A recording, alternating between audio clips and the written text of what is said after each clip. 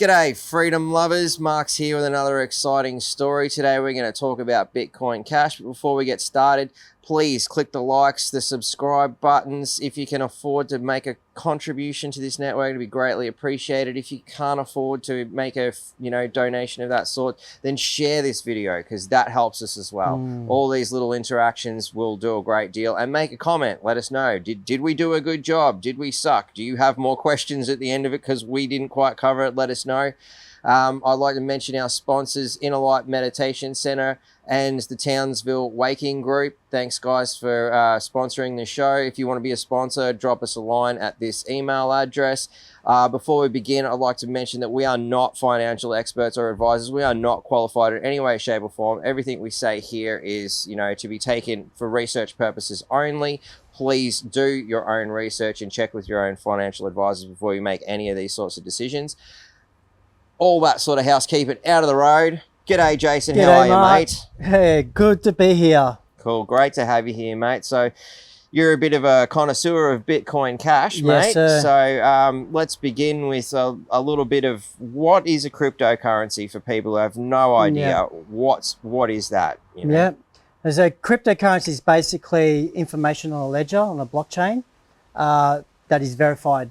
So ledgers and blockchains are information. So it's like a digital transaction. Record of history. Yeah. Okay, cool. So a ledger is a record and the blockchain is Basically a series of events that's been checked off and marked as authentic before it builds the next block. So everybody knows where and what's going on with that money. Yeah, to make sure that you actually got the funds, that I had the funds, that you got the funds. And then, if you want to send it to someone else, that you have the funds to send. So it's based on a trustless system, so no one trusts anyone. It's pseudo-anonymous, so I don't need to know your name, your bank details. In fact, you can have a QR code on this video here, and anyone in the world can scan that and send you wealth, money, to you, and you don't even know who it came from, what the private address, that sort of stuff. But they had the funds and you received it. That kind of gets into the next question. How does it all work? So, I'm sitting here watching this on my computer. I've never even entertained the idea of this, but hey, I'm suddenly inclined to want to get started with Bitcoin Cash. Where do I go? How do I do it? There's various places where you can buy it. You can buy it from localcryptos.com, which is basically the Gumtree of cryptos. We can buy from person to person, or you can get it from an exchange, which is like a bank. And so the exchanges buy the crypto, or the block rewards from the miners, and then that what feeds the ecosystem and gives the price. There are lots of different kinds of cryptocurrencies. Bitcoin itself was like the first original one that got it all going, and that's a limited amount. It's kind of like the gold of the crypto market. It's been described to me. We've got a lot of other ones like XRP, which is kind of run by the banks. If you want to support banks, which we don't really, or at least I don't. Blood money, my friend. You probably want to steer away from them. But Bitcoin Cash is more like Bitcoin in the sense that there's only a certain amount, correct? Yeah. So Bitcoin Cash is the libertarian coin because no one owns it. So the way the economy works is everyone does transactions, and instead of having banks paying, where your banking fees and that sort of stuff, people, it might be you with your own computer, verify a transaction, you get a thing called a block reward, which halves every 4 years. So the reward for verifying a block, it was given, so at the moment it's 6.6. In a couple of years' time, it will be 3.3. And this is in relation to somebody who's mining it, right? All miners are decentralized authenticators, right? To say yes, that did happen. So we don't have any banks. There's no company or one vector they can attack. So if they try and shut someone down here, it keeps going. It's basically an organism, a financial ecosystem that cannot be systematically attacked and brought down upon itself because of the network. It's decentralized. Unlike a centralized blockchain, which some cryptos are, is where they are controlled and regulated at a central point. And much so, like our fiat currency is now that's through right. central banking. That's right, and they have authority, and they, so a lot of the not all cryptos are bad, and not all cryptos are good. So the cryptos that the government likes and that are getting heavily promoted are ones where it's a company or have a inflationary value, like Dogecoin. They can just print more of it. So yeah, you might be making money now, but all I have to do is just turn on the tap a bit and your value goes down. And Doge is more like an investment sort of a coin where you constantly want to monitor it, and like if it's going up, sell. If it's, when it's down, buy, that kind of. Doge was never meant to be an investment. Right. It was meant to be a tip on Reddit. Here's some joke coins, you know what I mean? Right. It costs more to send a Doge coin than it does to send a Bitcoin Cash coin. Right, yeah. You know what I mean? It costs more. And again, now it's going into the regulation space. It can be regulated. So your XRP, Ethereum, a lot of the stuff that's built on Ethereum, if the government doesn't like you, they can shut you down. They can take your wealth. Yeah. With Bitcoin Cash, they can't take it. They can't take it unless you allow them to take it. They can't take it off you. They can't seize it. So with the truckers, for example, you had the GoFundMe. That's a centralized point of failure there because you're relying on the banks and the GoFundMe thing. GoFundMe said, no, I don't like you. What did they do with their funds? They gave it to some... And recently with PayPal, we've had issues there too, where again, another example of a centralized power system. And they put rules on. Yeah. So maybe we'll break it down a little bit more back to basics. So what is a cryptocurrency? As far as I understand, it's a series of codes that may have application in what's Internet 3.0. Yeah. We're currently running Internet 2.0. In case you didn't know, that's where we're at. It seems that the future holds a point where 2.0 is going to be shut down and 3.0 is going to be implemented. Yeah. And in a lot of cases, these cryptocurrencies are hopefully putting the power back into the hands of the people in this regard. But it could also depend perhaps on which ones people are investing in. If people are investing in more open source market coins such as Bitcoin Cash, as opposed to XRP, which is a centralized banking coin. And close as well. So if more people are supporting that system, we may end up right back where we started with a digital currency that's under control from a certain government, perhaps. Australia's already working on their own. I've seen the white papers and that, and it's pretty scary. Yeah. Carbon credits, everything's on there. And if they don't like what you're doing, they can switch you off. Yeah. With Bitcoin Cash, they can't do that. Bitcoin Cash, as a simpler man's term, is me basically paying you in cash. It's a cash system. But it's just electronically. You talked about 3.0 of the internet. That's more decentralized internet because we have become, with the 2.0, it's centralized. Yeah. So we got Google running the show and Facebook with their meta system and things like that, where you can see there's a grab for power. There is, and that grab is happening right now as we speak in the 3.0 space.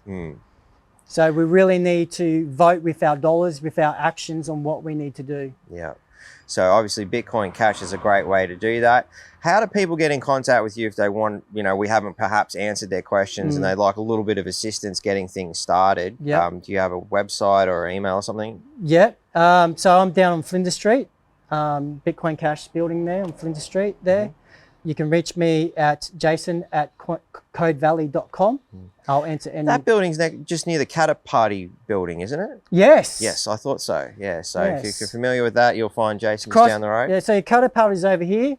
And have you got the Catter Party involved? Just as a little segue, is the Catter Party involved in Bitcoin Cash? I just got to know. I'm working on it. You're working on it? Working on it because the sovereignty people that are trying to defend us, they need to know these sorts of things. I'm going to St. Kitts in November. They are looking at making Bitcoin Cash legal tender because the American government is just letting the printing go on and it's affecting their country in a negative way. So they're hedging against that. So Yeah. Yeah. Have you seen any other political parties sort of getting behind Bitcoin Cash without, you know, obviously I started facetiously there, but, you know, it's expanded my ideas here.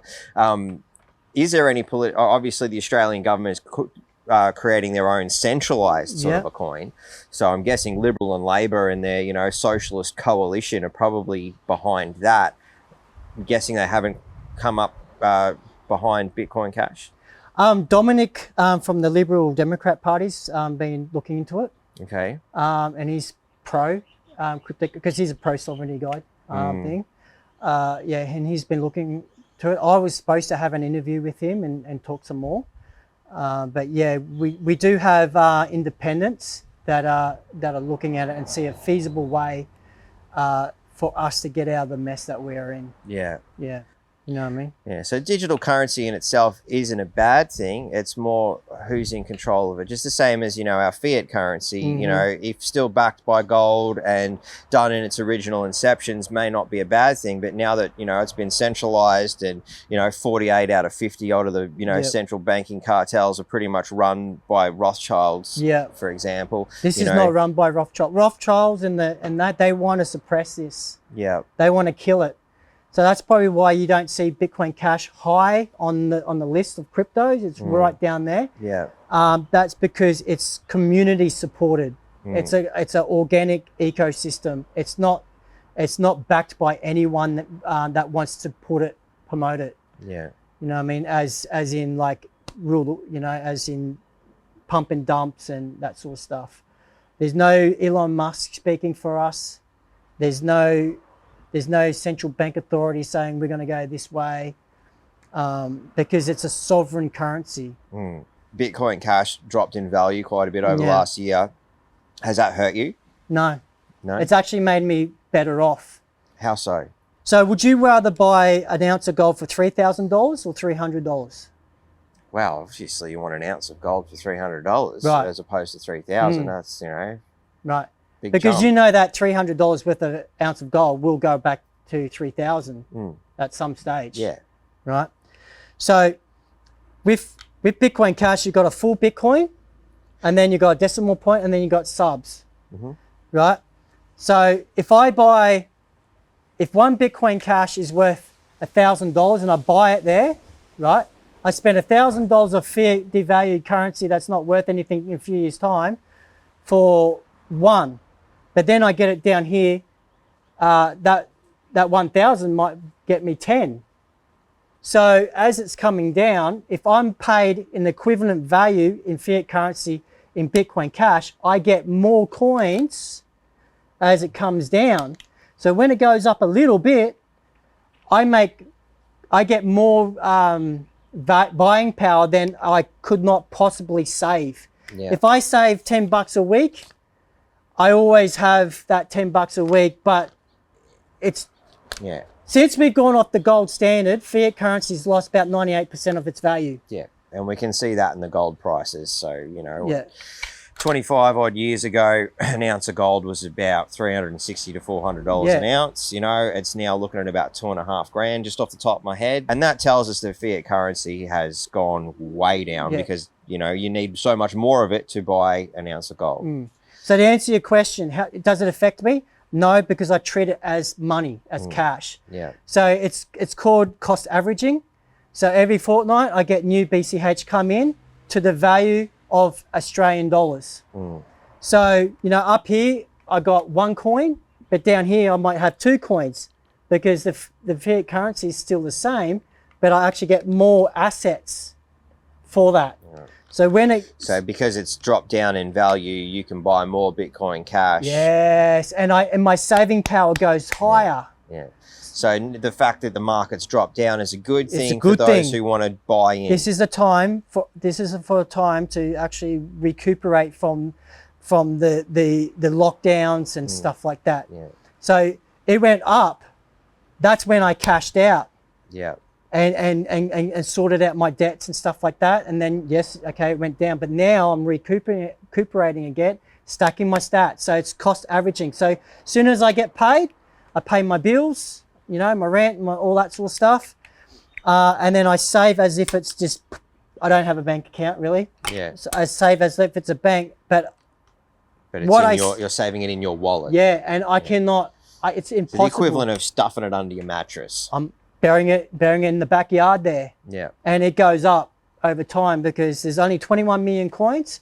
We've got 200 merchants here in Townsville, right? As the adoption grows, the value will go up. It's just, it cause and effect. And unlike these coins, you don't have to trust me, and it's independently verified. Yeah. Where if I was to give that to you, I've got two problems. One problem is, how do you know that's legit? Yep. And if I've overpaid you, how do I get change back? Yeah, exactly. Bring out the hacksaw, cut it in half, or there's your half a silver coin. And then I've ruined the value of it too. Yeah, exactly. So and then there's all the shavings, and yeah, it's a mess. So it does seem like a pretty interesting idea. There's probably one question that people out there are thinking is, what happens when I've got no power? How do I make trade with Bitcoin Cash if there's no power? Yeah. Well, I have these. This is called a paper wallet. You can store stuff on here, which you can scan and retrieve the funds back off again. But there's always going to be power somewhere in the world. It's on the blockchain. So soon, as soon as power does come back on, your funds are there. So have both systems. Yeah. So don't hedge your bets. Don't chuck it all in one. Diversify your portfolio. Diversify. People should be stocking up on long life food, gold and silver, seeds, and crypto. Yeah. Because if you're coming to me and you want to buy something on me, I'm going to accept your crypto. Yep. For whatever, you know what I mean? Yeah. Let's have a look at that note you just brought out. You were saying earlier that that's kind of like a physical way that you can carry Bitcoin Cash around. Yeah. How does that work? Well, this is called a paper wallet, right? And so I could have 1 cent there, or I can have $1 million on there. Doesn't matter because it stores it in here, which is saved on the blockchain on ledger, right? Yeah. If I give that to you, you now have that. Yeah. So how do I know what's on it? If you just give me this, and it says it's got 100 MBCH on there, which I'm guessing is like 100 milli Bitcoin cash. Yeah, it says. That's right. Yeah. What have I got? Okay, so just say I loaded that up. And I did in front of you. So there you go. And we scan the little code on the front there. This may be just say you might want to hide your wealth. Yeah. And put it somewhere safe. I just simply scan it, right? And I'll put like 40 cents on there. All right. So 40 cents goes on there. You go away. You go on your merry way. Whatever. A couple of years down the track or whatever, you can just simply scan it and get that back. Yeah.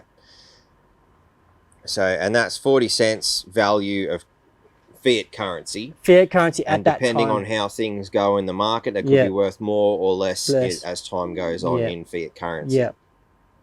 So so I've watched you just chuck 40 cents on there. Yeah. I pull my phone out, scan it, verify, there's 40 cents on there, and we're good. Yeah, that's it. All right.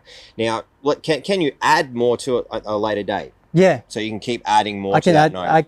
This could be like your child's piggy bank, and you just load it up, and you put it somewhere safe. Well, we're accepting Bitcoin Cash here at North Queensland Freedom Network, and my other business, Aussie Icon Productions, for those who want video production, digital design, photography, all those sorts of things. We'll accept Bitcoin Cash as well. If anyone wants to have their business set up, I can come around and set your business up completely for free. Whatever you need, I have resources, and we also got a promotion at the moment where we do like a $5,000 video, which is a 1 to 2 minute clip, where we have our video guys that accept Bitcoin Cash, do professional video, and we advertise for you through our networks. You can have your video and you post on your socials with like, subscribe, and repost. Yeah, that's my way of giving back and trying to build a community of safe businesses that we can all go to. Yeah, awesome. And how do people get in contact with you, mate? My phone number is 0414 583 102, or you can contact me at jason@codevalley.com. Well, I think that should sum us up for today. If we've missed something or you're a little bit confused, please drop a comment. Let us know. You know, we've been looking into these things a bit ourselves, so there's probably, you know, some more simple things we may not have thought of. So let us know what you think. If you've got any questions, definitely give Jason a call. Yep. We're all set up here, and, you know, here's our little logo-y thingy. You scan that and, you know, drop us a couple of bucks if you can. Don't forget to like, share, comment, and all that sort of jazz. I hope you had a good one, and I hope we've been very informative. Thanks for coming on the show, mate. Thank you. No worries. Stay free, people.